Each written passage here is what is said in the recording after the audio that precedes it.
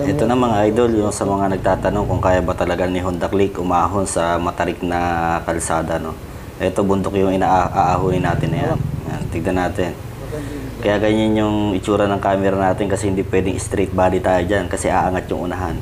So yung katawan natin lahat nasa unahan, yung katawan, yung ulo, no? Kaya ganyan yung kuha ng camera natin. Kasi talagang tarik na tarik yan. Tapos walang buwelo. Yan. Tapos kurbada uli, pakaliwa.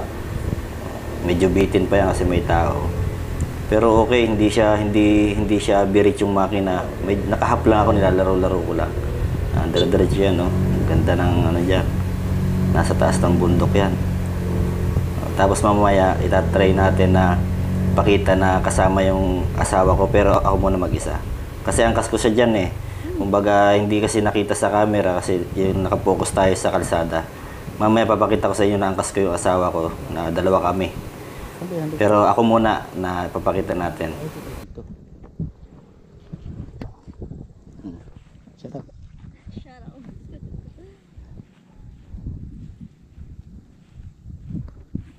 Yun na, nandito kami sa taas ng burol. Subukan si Kitty. Subukan si Kitty umahon. Grabe nga ahon yan ah. Napalaban. Saan? Ayan. Nakakip nga tayo eh. Sobrang tarig. May tao pa yun. So dito mga idol yan, ahonin to. Siguro takbo lang ako ng mga 30 dyan eh. Hindi mo naman kailangan hatawin kasi kaya naman ng makina. Ayan, ito, bababa kami ng asawa ko. Angkas ko siya. Kurbada pa yun, tapos diretso ahon nyo kasi pag ahon mo, puro ahon, kakaliwa, ahon. Ayan. Ayan, tignan nyo mga idol kung gaano kalakas si Honda Click, no? Version 3. So, ayan ang mga idol. Maning-mani lang kay Honda Click version 3 yung ating mga inaahon, no? Bali wala sa kanya.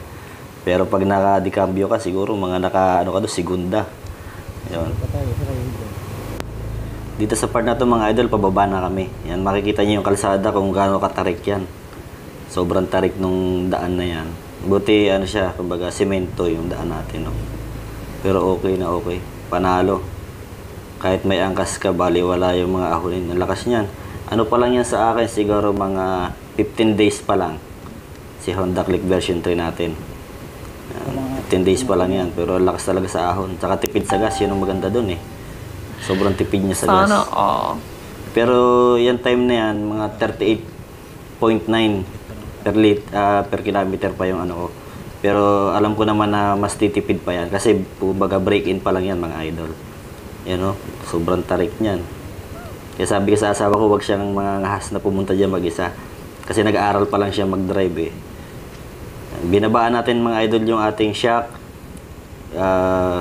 Yung upuan, palitan natin ng flat seat. Kasi hindi pa masyado sanay yung asawa ko mag-drive eh.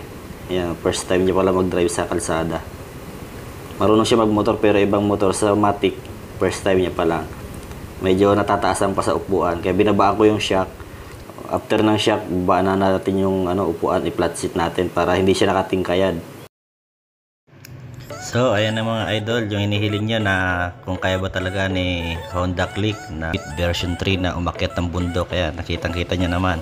Hindi pa siya hataw nun. Kumbaga, hap-hap lang yung takbo niya talaga nung pag-ahon namin sa bundok na yan.